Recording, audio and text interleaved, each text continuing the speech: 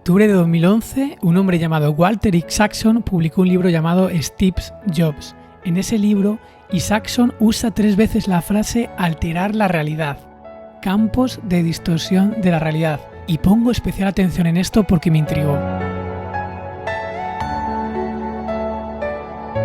La primera vez que lo menciona en el libro es una conversación entre Steve y otro emprendedor llamado Bushnell. Bushnell era el fundador de Atari, la famosa empresa de videojuegos de los años 80, y Bushnell dijo esto de Steve Jobs: solíamos discutir sobre el libre albedrío y el determinismo. Yo tendía a creer que las cosas estaban predeterminadas, es decir, más propenso al predeterminismo, que estábamos programados. Si tuviéramos información absoluta, podríamos predecir las acciones de los demás. Steve opinaba justo lo contrario. Ese punto de vista coincidía con la fe de Jobs en el poder de la voluntad para alterar la realidad. Isaacson profundiza más y lo explica así: en la base misma de la distorsión de la realidad se encuentra la profunda e inalterable creencia de Jobs de que las normas no iban con él. De hecho, según él, disponía de algunas pruebas que lo respaldaban. Ya en su infancia, a menudo había sido capaz de alterar la realidad para que se adaptara a sus deseos. Sin embargo, la razón más profunda para justificar esa idea de que podía hacer caso omiso de las reglas era la rebeldía y la testarudez que tenía grabadas a fuego en su personalidad. Creía ser alguien especial, alguien elegido, un iluminado.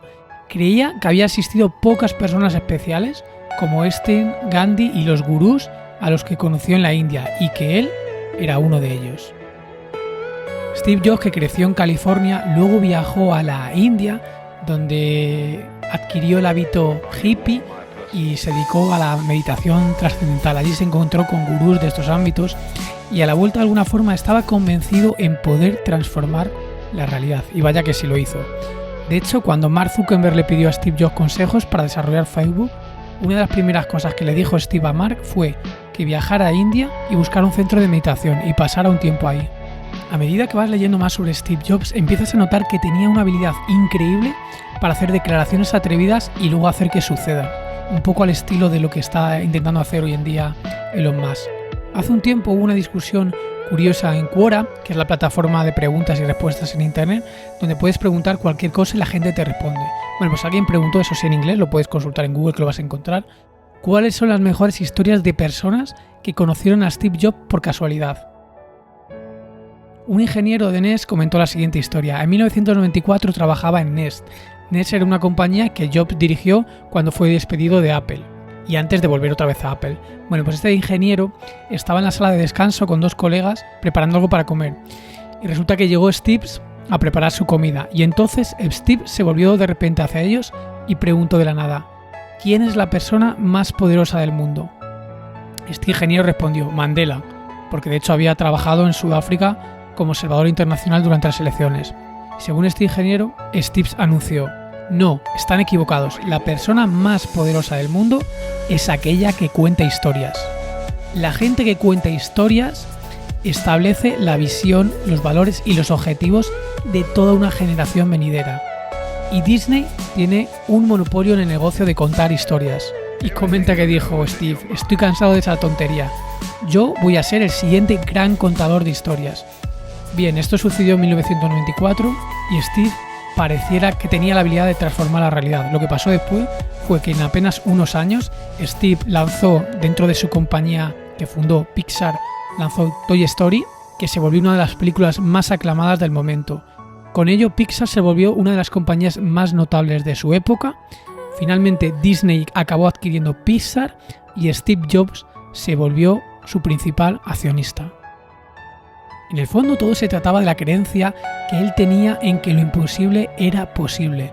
Entonces, cuando trabajabas con Steve Jobs, él hacía que todo lo que pareciera imposible fuera posible, o hacía que tú lo hicieras posible, lo que es aún más importante, y eso es lo que se convirtió en parte del campo de distorsión de la realidad. Eso era lo más importante, hacer posible lo imposible.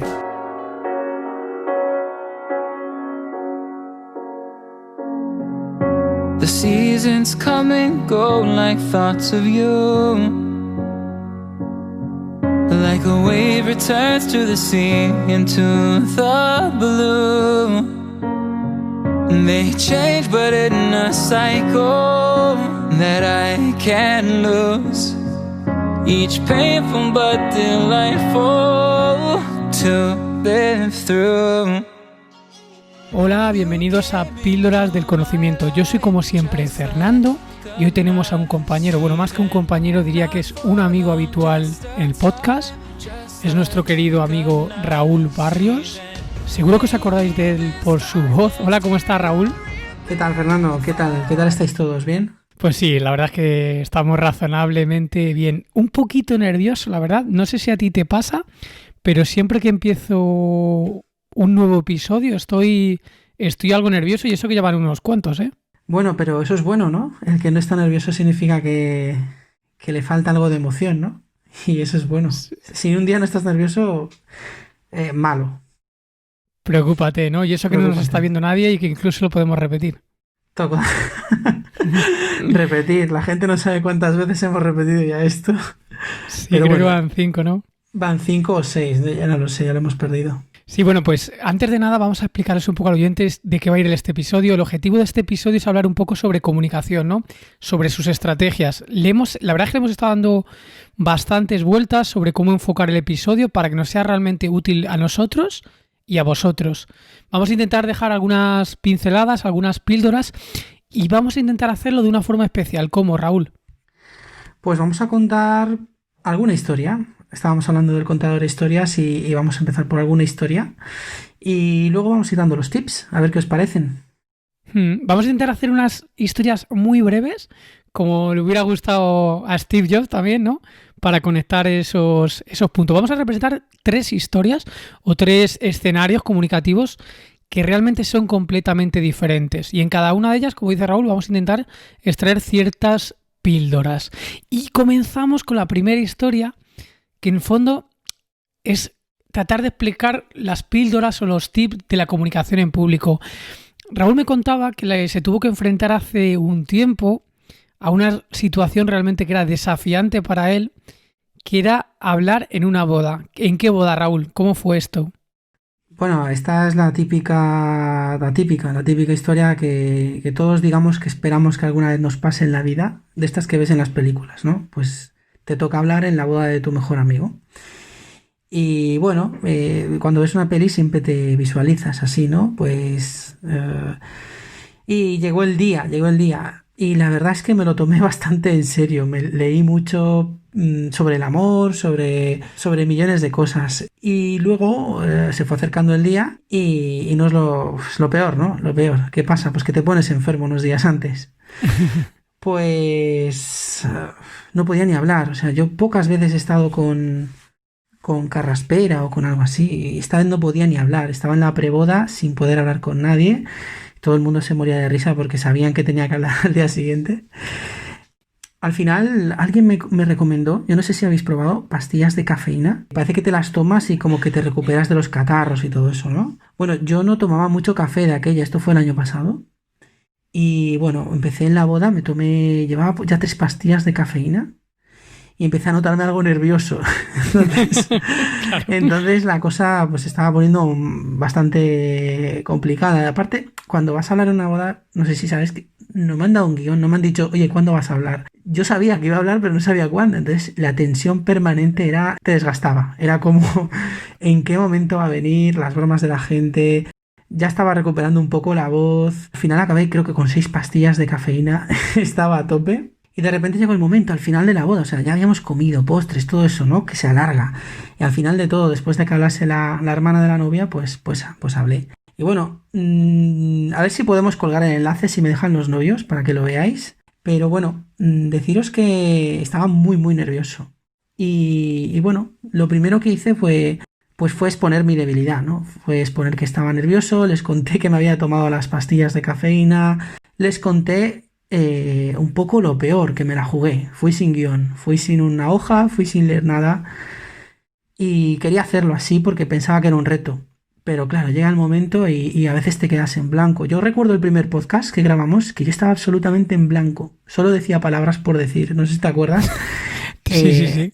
Pues eso te pasa en la boda de tu amigo, de gente que no conoces. Y bueno, Puede pasar, por suerte no me pasó. Si lográis ver el vídeo vais a ver que de vez en cuando miraba hacia abajo. Cada vez que miraba hacia abajo recuerdo que estaba buscando palabras. No sabía, tenía todo en blanco, pero al poco segundo, al segundo y medio, que para mí era una eternidad, encontraba algo por lo que seguir el discurso. Y bueno, al final lo que traté es que, a pesar de haberlo trabajado mucho, de haberlo visualizado muchas veces, de haberme visto a mí ahí pues explicando todas las cosas, me centré en qué quería lograr, ¿no? Qué quería lograr hacerle sentir y en con quién me quería comunicar, ¿no? Yo me quería comunicar con mi mejor amigo, quería darle un mensaje de corazón y yo pensaba que la gente lo iba a ver. Me centré en aspectos como su generosidad, en el respeto de pareja y bueno, un poco más, en dar un par de detalles, de anécdotas, un poco de sentido del humor. Y por suerte salió bien, salió bien. Espero que lo podáis ver para que tenga más sentido. Y tú lo viste, Fernando, y bueno, a ti te Sí. gustó. Tampoco tiene nada del otro mundo. Esto no es ni estamos después de Steve Jobs. No vengo yo, o sea, estoy muy lejos. Pero como experiencia, yo os animo a todos, oye, a todos vuestros amigos, oye, déjame hablar en tu voz, porque es gratificante salir de allí agradecido, porque es algo que se recuerda para toda la vida. Y para eso está la comunicación, ¿no? Para crear, para comunicar, para crear emociones, para crear vínculos que no se olvidan. Y realmente me comentabas tú que lo importante que querías, o sea, ¿cuál era tu principal estrategia? Es que querías transmitir un mensaje, ¿verdad, Raúl? Sí, el mensaje era, pues, dejar clara la fuerza de la amistad que teníamos, que siguiese siendo, porque para mí mi amigo es una persona súper generosa, y que siguiese siendo tan generoso con con su pareja, que siguiese siendo tan amigo de ella y que siguiese siendo, pues, y luego sobre todo les insistí, por mi experiencia previa en el matrimonio, les insistí en que no tuviesen paciencia entre ellos, que se tuviesen respeto. No sé si podremos o no, Fernando, pero algún día me encantaría tener un podcast sobre las relaciones de pareja, que creo que hace falta, a ver si a la gente le apetece. Pero bueno, ese fue mi mensaje, dejar claro el respeto y bueno, les encantó, pero así contado pues no tiene mucha gracia. La gracia estaría en que lo vieseis, ¿no? Salió muy bien, a pesar de todo lo mal que lo pasé, salió súper bien y estoy súper contento. O sea, de hecho mi hermano, que es me dijo, ojalá, tengo ganas de casarme solo para que hables en mi boda. Y bueno, eso está muy bien. A ver, lo que nos gustaría pues es daros un poquito pues los tips que pude usar, que pude pensar. Al final, si tenéis que hablar en público, nosotros os aconsejamos que seáis muy humanos, ¿vale? Al final se trata de transmitir emociones, ¿no? Y mostraros humanos, lo que hice yo al principio, pues mostrarme que estaba enfermo. Digamos que me desnudé y ya no tenía nada que perder, ¿no? Sí que cuesta un poco, pero si lo haces es como que te quitas un peso de encima. No sé. Tú que lo viste también me imagino que habrás visto algo útil, ¿no? Para la gente. Sí, yo sobre todo he analizado tu vídeo más algunos consejos o píldoras que tenía yo tomados y lo primero que me gustaba, que me sorprendió mucho, es cómo tú ajustas el discurso a lo que había pasado previamente. Aunque tú lo tenías ensayado, ibas sin guión, pero el cura anteriormente, y tú no sabías que el cura iba a hablar de eso, estaba hablando de paciencia realmente. Y cómo tú ajustas y dices, oye, que paciencia está bien, pero la paciencia se te agota en algún punto y lo que sí que va a perdurar siempre es el respeto. O sea, que ahí el tip que yo saco, el primer tip es, oye, ajusta el discurso a tu audiencia y al contexto de lo que se está diciendo o lo que se está refiriendo en lo que está sucediendo en tu entorno. Exacto, o sea, si tú eres como esos DJs que ponen música y no observan lo que está pasando alrededor, probablemente acaben la boda y la gente recuerde todo y sin placer ninguno lo que han puesto de música. Un buen DJ es el que está mirando, observando en todo momento. Para mí ese es uno de los primeros tips, o sea, entender que hay gente a tu alrededor, tratar de mirarles. Yo trataba de mirar dentro de lo posible las caras de la gente y es como que te van dando un feedback de por dónde vas bien. Y luego sale lo que sale. Yo me dejé miles de anécdotas por en medio, pero lo bueno es estar preparado, tener las herramientas, tener conocimientos y sobre todo certezas personales sobre lo que tú quieres comunicar. Muy bueno. Y luego lo que comentabas tú, lo primero, mostrarte cercano, falible y humano. O sea, tú coges y dices primero, oye, que estoy muy nervioso, estoy atacado, y ya la gente pues se lo toma como que se empatiza un poco en tu lugar y te dan un poco de ternura, ¿no? Yo creo que siempre pasa este tipo de cosas. Y luego además, lo que tú comentabas es que al final es otro tip, que es el balance entre seguir un guión o una cierta espontaneidad. En los podcasts pasa un poco igual. tú puedes estar más o menos guionizado para más o menos transmitir el mensaje que quieres transmitir, pero si lees al pie de la letra también se nota mucho y pierdes cierta espontaneidad y cierta frescura, y eso también es importante. Para mí es fundamental. O sea, si sales a hacer el discurso de la boda de tu amigo, juégatela, porque de verdad que merece la pena. O sea, lo peor que podía pasar es quedarme en blanco, que la gente se riese y bueno, que acabase diciendo cualquier chorrada. Pero la gente tampoco va a recordar un discurso, no sé, como telegrafiado, o sea, como leído, ¿no? No lo recuerdan, no llena, no llega al corazón. Y al final lo que queremos es eso. Bueno, es que muchas veces desagrada, incluso tú, por ejemplo, ves un discurso de... A ver, yo no sigo la política, pero si alguna vez ves que un político está leyendo de papel, pues en el fondo como que te lo crees menos incluso, ¿verdad? Te lo crees menos. Pero yo entiendo a la gente que no lo hace y que va con el papel. O sea, también yo he escuchado discursos con papel de gente que ha estado nerviosa y que han sido muy bonitos, ¿no? Sí. Pero sí que pierde algo. Y bueno, yo animo a la gente que lo haga. Es verdad que hay que tener como confianza o saber que aunque tengas miedo, no va a pasar nada. Yo siempre recordaré la película Hits a Will Smith diciéndole al protagonista, no sé si os acordéis, este es tu metro cuadrado. Y esa frase a mí siempre me ha acompañado. Este es mi metro cuadrado, me da cierto poder, ¿no? Seguridad, ¿no? Sí, que cada uno use su método, ¿no? Cada uno irá con una estampita. Yo pienso eso, ¿no? Este es mi espacio y aunque pueda estar nervioso, me da cierta seguridad. Y sobre todo también lo que dije antes. O sea, uno tiene que tener claro qué persona es, quién eres, qué valores tienes para poder hablar en público, porque cuando no hay confianza se nota. ¿Qué más consejos, por no monopolizar yo mucho, Raúl, os traerías tú de comunicar en público, en tu caso en concreto, pero en general? Hombre, siempre hay que usar el humor, siempre, ¿vale? Y eso es algo que tienes que meter. La gente te va a atender, tampoco alargarlo mucho el mensaje. Utilizar los silencios, por supuesto, ¿no? Los silencios, yo pensé que eran más largos, tal y como yo los vivía. El tiempo se altera, ¿no? Cuando estás tú hablando. Pero... No, pero lo haces muy bien. Aplicas silencios, porque aunque ibas nervioso, yo he visto muchas presentaciones y la gente que va muy nerviosa va súper rápido. Y eso en el fondo pone nervioso al espectador, o sea, como que transmite el nerviosismo.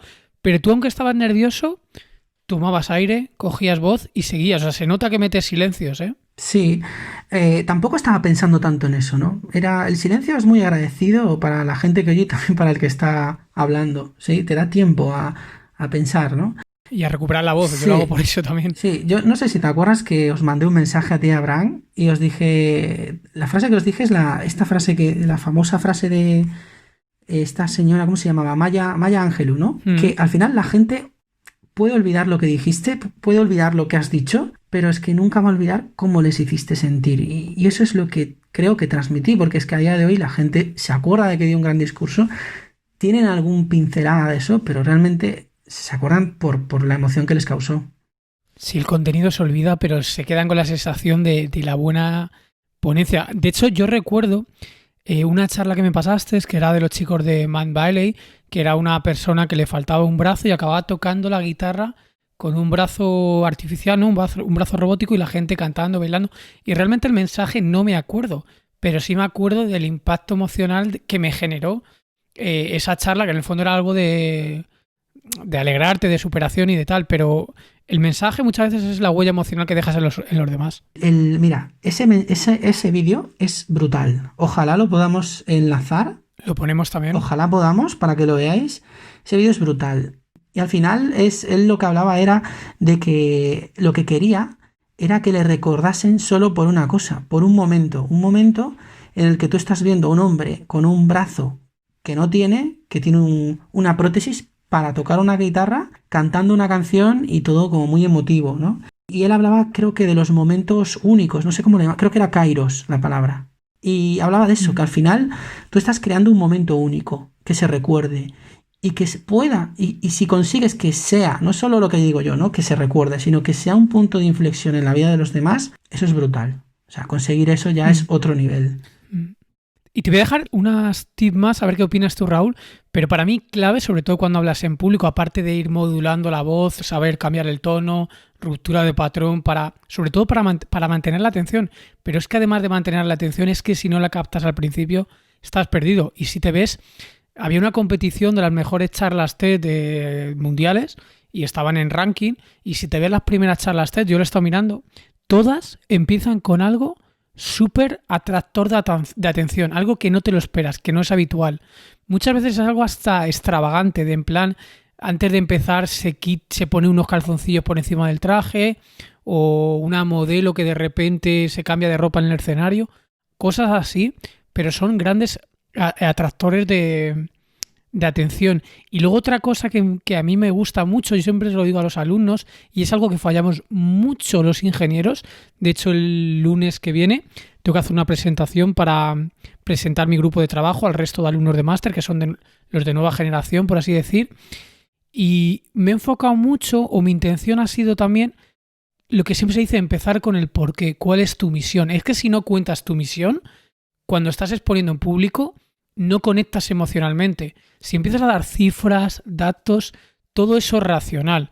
Pero lo que más conecta es, y además lo dice Simon Sinek, que es un autor que me gusta bastante, es un autor sobre todo de empresa, pero que tiene libros que te dan, por así decir, pensamientos que no son tan comunes. Analiza las situaciones desde diferentes ángulos de vista. Tiene, por ejemplo, uno reciente que es Los infinitos juegos. Tiene otro que se llama Los líderes comen al final, que de hecho lo comentamos cuando hicimos el podcast de liderazgo. Y tiene otro que se llama Empieza con el porqué. Y Empieza con el porqué habla sobre, seguro que lo conoces, porque además es una de las charlas TED más vistas, creo que la tercera charla TED más vista del mundo, con más reproducciones, y tiene un libro. El libro yo me lo he leído, es un poquito más flojo que la charla, pero la charla está muy bien. Y viene a decir que eso, que empieces con el por qué, luego cómo y por último qué, que es justo lo contrario de lo que hacemos los humanos. Y pone un ejemplo muy bueno que es el de la compañía Apple. Hablando de Apple, de Steve Jobs precisamente, que es Steve Jobs en el fondo era un genio del marketing, un genio de la comunicación. Era un contador de historias brutal. Y de hecho, si ves la charla de Stanford, esa que cuenta las 3 mini historias y que de hecho ha sido base para inspirar este episodio, son todo mini historias emocionales sobre la muerte, conectar los puntos, sobre la vida. Y en el fondo es empezar con un propósito. En Apple, por ejemplo, su eslogan es piensa diferente, ¿no? Que ya te coloca por un lado en el cool effect, somos diferentes. Luego, ¿cómo? Pues lo hacemos con productos increíbles que te pueden cambiar la vida. Y por último, el qué es el producto concreto, con el iPad, con el iWatch, con el iPhone, pero no entran ni siquiera a la guerra de darte características técnicas. Las características técnicas a la mayoría de humanos no le importan, no le interesan. Si tienen productos increíbles, las características técnicas no sirven. De hecho, las compañías, por ejemplo, Dell, que son las típicas compañías que tienen todos los ordenadores de las empresas, en el fondo compite por precio. Y lo que te están diciendo es el qué, no el por qué. Te dicen el qué, pues tengo un ordenador i7 con 8 núcleos, no sé qué, tropecientas cosas. Pero las compañías que tienen un marketing potente, yo le llamo un marketing de océano azul, que en el fondo no tienen por qué bajar los precios. De hecho, casi cuanto más que los suban, mejor. Es porque tienen una imagen de marca y porque hablan a la emoción. Los humanos muchas veces compramos por la emoción y luego decidimos la compra o lo intentamos racionalizar post decisión, ¿no? Una vez que hemos comprado. Y esto aplica para todo en la vida. Cuando el humano al final lo que le engancha, lo que recuerda, y luego si quiere lo comentamos, lo de la técnica del palacio de la memoria para recordar cosas, es porque hay emoción. Un discurso sin emoción no tiene impacto. Y cuando un alumno, por ejemplo, te presenta un trabajo fin de grado, un trabajo fin de máster, que tú puedes pensar, bueno, esto es un trabajo puramente académico, aquí no se trata de mostrar emoción. Pero yo he estado en muchas presentaciones de trabajos académicos con un tono de voz muy neutro, muy plano, y los miembros del tribunal desconectan. Y al final muchas veces lo decimos, oye, hay que intentar de alguna forma vender tu trabajo. Y la primera forma de empezar a vender tu trabajo es generando impacto en el quien te lo está escuchando. Sí, al final la técnica del Palacio de la Memoria es genial para acordarse de las cosas. Es posible que olvides aún así algo, no sé si la conocéis, ¿no? Es como visualizar, bueno, tú hablas de un palacio, en algunos cursos dicen de tu propia casa, imaginándote, ¿no?, las cosas que quieres decir o comunicar o que te quieres acordar, pues en cada una de las salas. Y dentro de cada sala vas repartiendo, pues dentro de los muebles, otro punto, ¿no?, a seguir. Entonces tú de tu casa visualmente no la olvidas. Entonces puedes rememorarla e ir acordándote de todo. Eso creo que bastante gente lo conoce, si no lo buscáis en YouTube, pero pierdes eso. Es decir, te vas a acordar de todo, genial, pero si te centras más en eso que en lo que realmente estás deseando comunicar, de verdad, ser sencillos. Id a lo que queréis que escuche la otra persona, pero a esa parte que une, ¿no? La parte más humana. Sí, me gusta eso que dices de sencillez porque en el fondo es otra técnica clave para mí en la comunicación, que es la facilidad cognitiva. Se usa mucho marketing también, al final, algo que se repite, un mensaje que se repite muchas veces, que es muy sencillo, que es una idea muy básica, además con humor. Incluso si la idea es primada mejor, primada quiere decir que anteriormente te han influido sobre esa idea, al final parece más, o sea, te resulta más familiar y te lo acabas creyendo aunque no sea verdad. O sea, y esto de la facilidad cognitiva se usa mucho. Bueno, yo diría que facilidad cognitiva incluso de forma conjunta con la tensión cognitiva. Los buenos oradores, si has escuchado buenos oradores, juegan mucho con la tensión cognitiva, o sea, de variar el tono. Y de hecho les encanta acabar el discurso con un momento de tensión cognitiva muy grande. Y tiene todo el sentido del mundo, porque al final es lo de la regla de fin de pico que dice Daniel Kahneman. Las historias que acaban en un pico de emoción o de intensidad alto, que el resultado es bueno, lo vas a recordar como mucho mejor. O sea, tú ves una película que es, o la estás disfrutando mientras la estás viendo, pero acaba mal o regular y te da mala sensación. A mí me pasó hace poco con una película de Netflix que la verdad es que me gustó. Se llamaba El Hoyo o El Agujero o algo así. Pero no voy a hacer spoiler, ¿vale? Pero al final era raro. Era raro y para muchas personas pues te da como peor sensación de la película. Y según lo recuerdas, vas como modificando tu recuerdo y al final casi lo conviertes en peor de lo que es. No sé si te ha pasado. Muy interesante, la verdad es que sí me ha pasado, pero no sabía que estaba relacionado con esto, con esa sensación, ¿no? Entiendo que es de que quieras que acaba, ¿no? Que de liberación, ¿no? De la tensión emocional. Sí, al final juegas con si acabas en alto, eso te prima o te recuerda como que ha sido mejor el discurso. O sea, si tú empiezas con una tensión emocional, o sea, puedes empezar con mucha tensión al principio para captar la atención, luego a lo mejor descansas un poco y luego vuelves a subir. Si la tensión máxima está por el medio, por el nudo y en el desenlace aflojas mucho, te da peor sensación. También pasa en los libros, de cuando lees una historia, también se juega con eso. Exacto, ¿no? Todas las grandes historias, ¿no? ¿Cómo se llamaba? El camino del héroe. El camino del héroe. Sí. Sí, o sea, ahí está todo explicado. El viaje del héroe. Está todo explicado ahí, ¿no? Y bueno, ahora lo que nos gustaría es hablar un poquito de una segunda parte de la comunicación, ¿no? De la comunicación uno a uno, ¿verdad? Te quiero contar una historia aquí, Raúl. Esto es un poco improvisado. Ah, qué bien, me encanta. Sí, un poco improvisado para hacerlo más divertido. Mira, a mí, aquí en la comunicación uno a uno, que también vamos a rescatar unos tips, yo creo que esto nos ha pasado a muchos, o en algún caso, de perder la relación con un amigo, a lo mejor de muchos años, por una mala comunicación o por no ser claros comunicando.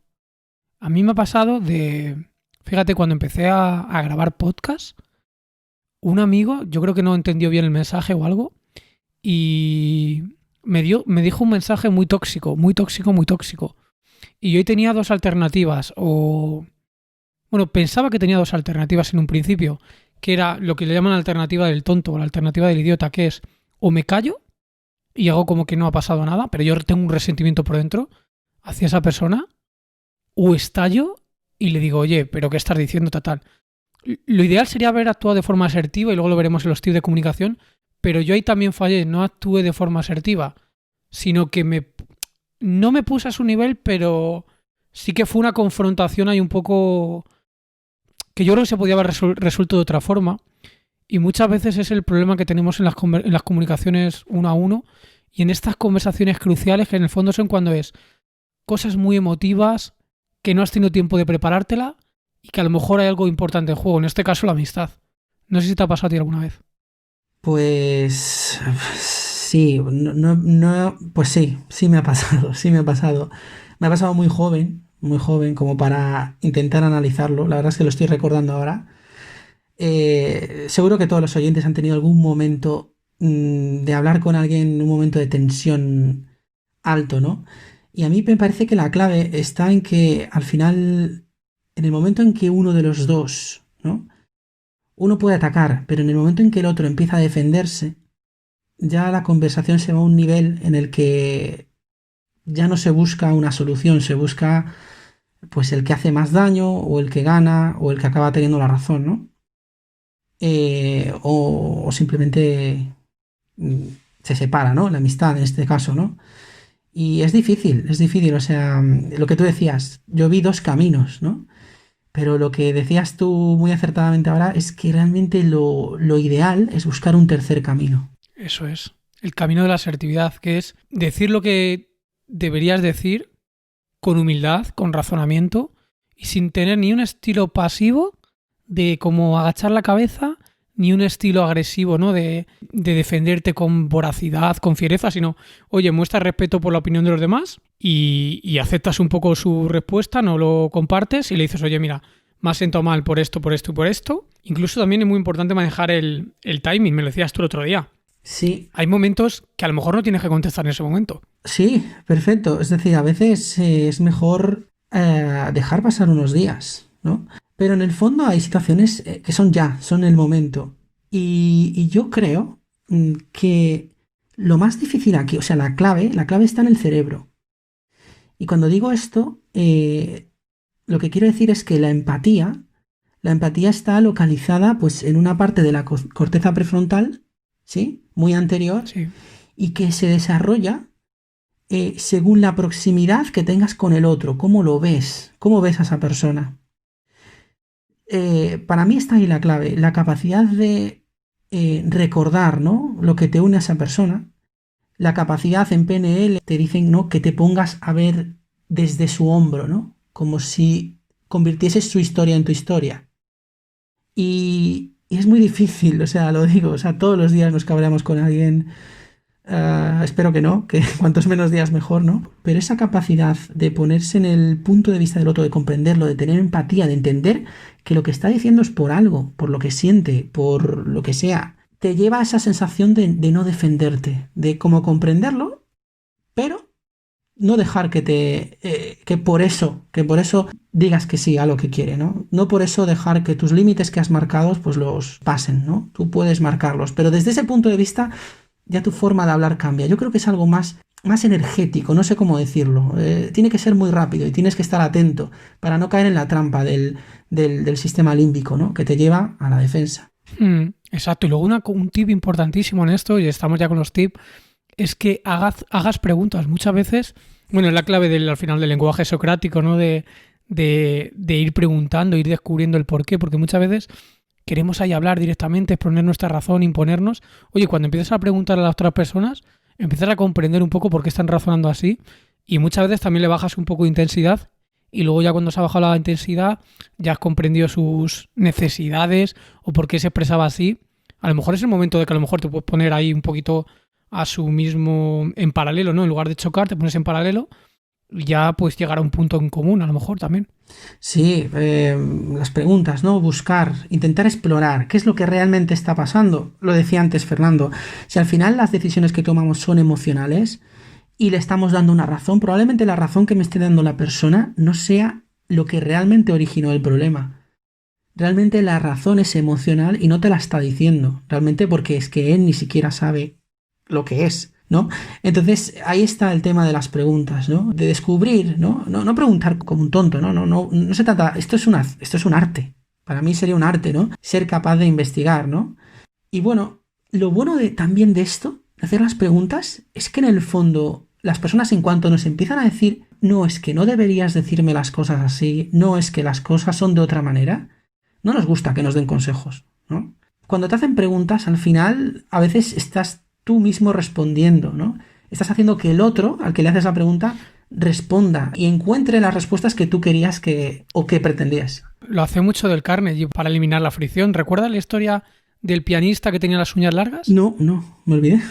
Cuenta. Bueno, pues una pianista que tenía las uñas largas y no le quería decir que cortándose las uñas podía tocar mejor, pero le hacía preguntas y de forma inducida al final esa pianista se acaba cortando las uñas, pero simplemente porque la pregunta al fondo la hace reflexionar y la hace dudar. Qué bueno. Pues sí, yo realmente siempre que puedo hago preguntas, sobre todo con mis hijos. O sea, más básico, ¿no? Vamos a... hoy, por ejemplo, recogen el cuarto y en vez de entrar y regañarles porque no habían recogido el salón y la cocina, les pregunté, ¿estáis seguros de que habéis recogido todo? Y me fui. O sea, ni les gritas, ni les dices nada. Y entonces ahí salta la chispa, les haces pensar y ya recogen todo. Para mí es algo que tendríamos que intentar habituarnos a ello. Mm. ¿Qué más tips tenemos? Dale tú, Raúl, ¿qué más tip crees que podemos comentar? Vale, el mismo caso con mis hijos, por ejemplo. A mí me gusta adaptarme al cómo ve el mundo, en este caso mis hijos, a cómo ve el mundo la otra persona con la que estás hablando. Sobre todo para temas de motivación, ¿no? O sea, tú tienes que saber qué le interesa a la otra persona. Al final a veces llegamos a un sitio y quiero esto, dame esto, tal. Y no estamos atentos a lo que quiere la otra persona, ¿no? Entonces creo que es un buen apoyo tener como punto de partida lo que a la otra persona le interesa, ¿vale? Mm-hmm. Mira, ¿no te ha pasado a ti precisamente de esto? Es un tema que llevo reflexionando un tiempo. Una vez que coges un hábito de algo, por ejemplo, en mi caso, habituarte a estar básicamente todo tu rato libre metiendo la información o conocimiento a tu cerebro. Entonces, luego cuando te juntas con tu grupo de amigos, que a lo mejor, pues amigos de casi de toda la vida, pero no tienen ese deseo o ese fervor por aprender, cuesta un poco adaptarte a esa comunicación, que en el fondo el problema es mío, porque es súper necesario adaptarte a cualquier entorno. Al final es una virtud, ¿no? Mostrarte con alegría y ser capaz de adaptarte a cada circunstancia, pero llega un punto que muchas veces te cuesta y que a lo mejor a la otra persona tampoco le interesa conocer, no lo sé, por ejemplo, cosas de inversión, cosas de finanzas, cosas de desarrollo personal. Quieren algo más básico, más sencillo, facilidad cognitiva en el fondo. No sé si te ha pasado a ti esto alguna vez y si la has solucionado de alguna forma.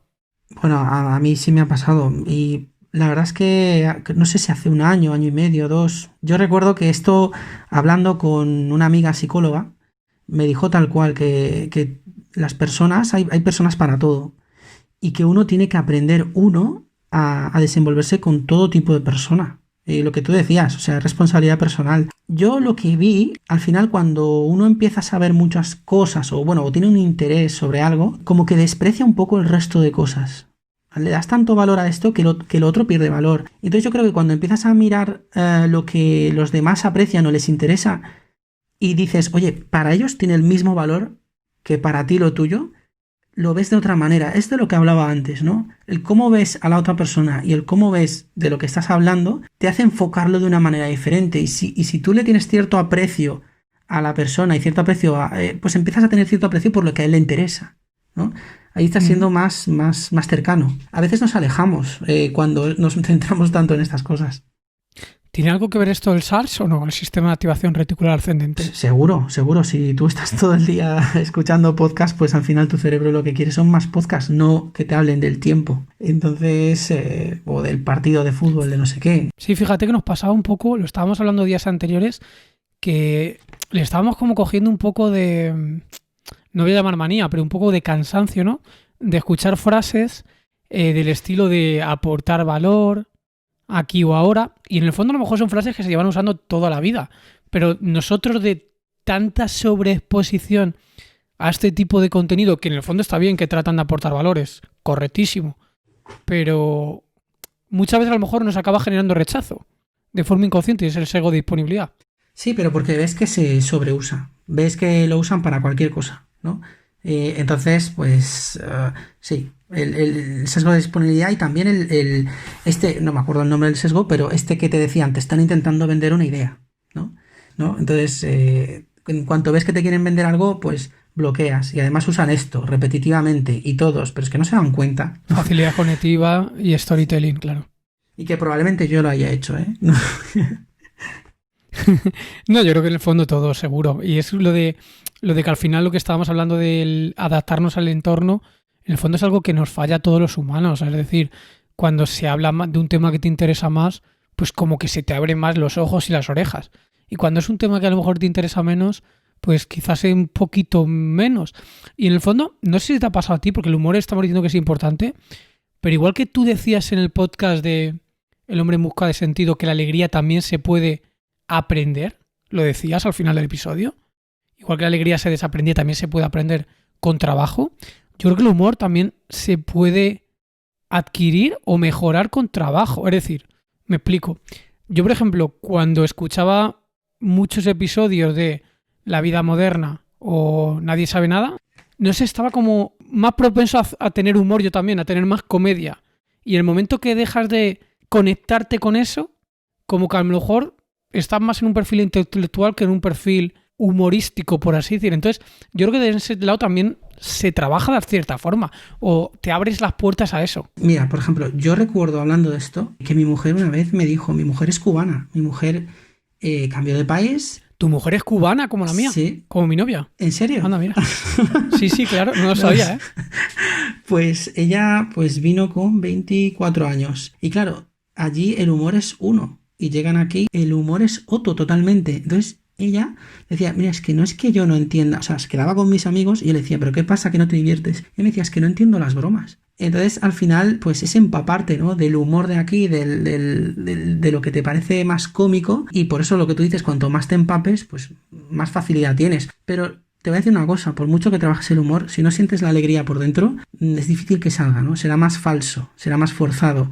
Sí, tienes una banda base, porque ya que dices de tu mujer, mi novia es cubana también, ahora hispano-cubana, y también vino con 24, pero ella, por ejemplo, tiene una banda base de humor mucho más elevada que la mía. O sea, es decir, ella se ríe absolutamente por todo, o casi por todo. Y eso a mí no me pasa. O sea, por mucho que lo que dices tú, por mucho que tú lo quieras abrirte a eso, también hay parte genética, igual que tenemos parte genética en el tema de la felicidad, tienes una cierta banda base, también influye el contexto, influye las circunstancias, tu pirámide de Maslow, etcétera. Pero hay personas que tienen una banda base de felicidad más alta que otras. Y por adaptación hedónica, por mucho que tú te tocara la lotería, te compraras una casa en la ladera de la montaña con vistas al lago de tal, al final la banda base de felicidad que tienes manda, ¿eh? Y esa banda base está muy influida por tu genética, por tu entorno hormonal, etcétera. Bueno, la prueba es que cuando las personas que tienen depresión por genética, cuando le dan químicos tipo Prozac, que le suben los niveles de serotonina, es como que su nivel de felicidad se incrementa. Pues en el fondo el tema del humor yo creo que tiene que ver mucho, o sea, es muy similar. Pues sí, Fernando, pues vamos a seguir con los tips, ¿no? Vale. Voy a insistir en algo, ¿no? En hablar con sinceridad también, ¿no? Porque muchas veces la comunicación se usa para manipular. Yo he leído libros como persuasión, influencia, ¿no? Tú ya ves por dónde van, ¿no? Y tú lo que quieres es, porque yo en su momento quería ser capaz de dirigirme al público de lo que es mi trabajo y poder convencerles, ¿no? Y al final, tú puedes convencer a alguien, puedes lograr que hagan algo, pero en relaciones a medio o largo plazo, que en mi caso es lo que quiero con mis clientes y con la gente que me rodea, lo que más funciona es hablar con el corazón. Para ello, yo os recomiendo que veáis también algunas charlas de María Alonso Puig. Nos daba a entender que hay muchas cosas que no entendemos aún, que solo se pueden sentir de una forma que no es tangencial, ¿no? Que no las podemos medir del todo. Es que en el fondo tú subcomunicas. O sea, hay mucha parte de subcomunicación, tanto de tu rostro facial, al final son las expresiones que hemos hablado entre nosotros de Paul Ekman. Eso, las microexpresiones, brutal. Yo el día que leí eso te lo mandé emocionado. Me acordaba, porque es que aparte lo estoy usando. Yo os aconsejo que también busquéis Paul Ekman, microexpresiones, lo veáis un poco y os deis cuenta de que cuando tú estás hablando con alguien, realmente en muchos casos te estás perdiendo información por no mirarle los gestitos. Y ahora, cuanto más miro, más feedback tengo y más puedo jugar con lo que estoy diciendo. Si te gusta este podcast, no olvides dejarnos tu like, tu manita arriba y tu comentario. Ayudará a que llegue a mucha más gente y a nosotros nos hace muy felices. También puedes visitarnos en nuestra casa en internet, que es píldorasdelconocimiento.com, donde solemos dejar los guiones de los episodios. Enlazamos a nuestro Twitter, que es también Píldoras del Conocimiento, y os dejamos algunas de nuestras recomendaciones. Son algunos de los recursos que más valor nos han aportado a nosotros, como cursos, libros y dispositivos, y consideramos que a lo mejor a ti también te pueden aportar muchísimo valor. Pues nada, Fernando, ya vamos con la última historia, que no es una historia tampoco grandiosa, pero es nuestra pequeña historia, ¿no? La de dos personas, como cualquier oyente nuestro que tiene una vida, una semana, en nuestro caso ha sido bastante dura, y que está un domingo a las 12:19, un domingo ya, sí, un domingo a las 12:19, o sea, noche del sábado, grabando, ¿no? En mi caso, reventado, cansado, con ganas de tirarme en cualquier sitio. Y no sabéis los oyentes que Fernando pues ha estado pues en rehabilitación porque le cuesta hablar, está con problemas en la voz, pero aún así nuestro objetivo es comunicar y dar lo mejor de nosotros mismos. Al final me gustaba mucho esa reflexión que hacías tú, ¿no? Sobre el proceso y los acontecimientos. Al final es que los humanos tendemos mucho a pensar en los acontecimientos. Ha obtenido este premio, ha obtenido este título, se ha comprado un Lamborghini, cuando realmente lo importante para mí es el proceso, porque realmente muchas veces cuando llegas a ese acontecimiento ya ni lo querías. Lo que te mueve realmente a ti es un proceso y para moverte en ese proceso tienes que tener pasión. De hecho, yo creo que el ser humano cuando tiene pasión, cuando crea algo, cuando descubre una idea, experimenta hasta placer físico, ¿no? Es por esa dopamina que recibes. Me flipa, Fernando. Además, hace poco estoy leyendo un libro que se llama El camino del hombre superior y os lo recomiendo a todos. De hecho, me encantaría hablar de ese libro en otro podcast, que dice que como nuestra parte masculina tiene que penetrar el mundo, en el sentido en que tiene que cambiarlo de alguna manera, ¿no? En su representación más masculina, ¿no? Tiene que hacer que las cosas pasen, ¿no? Y al final, aunque estemos reventados y nos estemos comunicando, estamos seguros de que a alguien le puede ser útil. Y al final lo que nos gustaría es que todos los oyentes se diesen cuenta de que dentro de cada uno de ellos pues ya saben que hay una historia, hay aprendizajes y que estamos seguros de que a alguien les va a servir. O quizás no sea eso, no sea hacer un podcast, no sea grabarse, quizás sea tener una conversación con una persona que tenían que tener, ¿no? Algo, ¿no? Yo, por ejemplo, no sé si te lo conté, Fernando, yo hace 6 años iba conduciendo hacia el trabajo y a lo lejos, en una montaña, en una recta, vi una palabra que era lo suficientemente grande como para verla a kilómetros. Y ponía, díselo. Díselo. Y yo iba como, de esto que vas conduciendo, pues, como medio empanado, medio, no sabía ni qué pensar, pero le estaba dando vueltas a una persona que había conocido. Y cuando vi, díselo, fue como muy claro, fue directo. Y ese mismo día pensé, al llegar de nuevo a casa, quedo con ella y se lo digo. Y le dije lo que le tenía que decir, le dije que, en este caso le dije que me gustaba. Y esa persona es mi mujer a día de hoy, y tengo 2 hijos. Y el decir, el hablar, el influir, el meterte, el penetrar, que te ha hecho gracia. Hay que penetrar el mundo, Fernando, y dar lo que tengas que dar, y brillar como tengas que brillar. Y las cosas pasan, y luego serán a mejor o a peor. Pero luego es lo que tienes que vivir y no te arrepientes de nada. Muy bonito tu mensaje, Raúl, y yo creo que con esto vamos a cerrar el episodio. A los oyentes, si os ha gustado, compartirlo, dale like como siempre, y a ti, Raúl, muchísimas gracias por haber participado una vez más en Píldoras del Conocimiento. Gracias a vosotros, de verdad, por estar ahí, por escucharnos. Estoy, la verdad es que encantado y ojalá podamos grabar otro pronto. Pues sí, segurísimo. Y para despedirme, me quiero quedar con la frase de Will Smith que decía: las mejores cosas de la vida están en el otro lado de tu miedo. Y ahora me dirijo a ti, oyente que nos estás escuchando. ¿Qué historia tienes que contar? ¿Qué tienes que decir? Chao.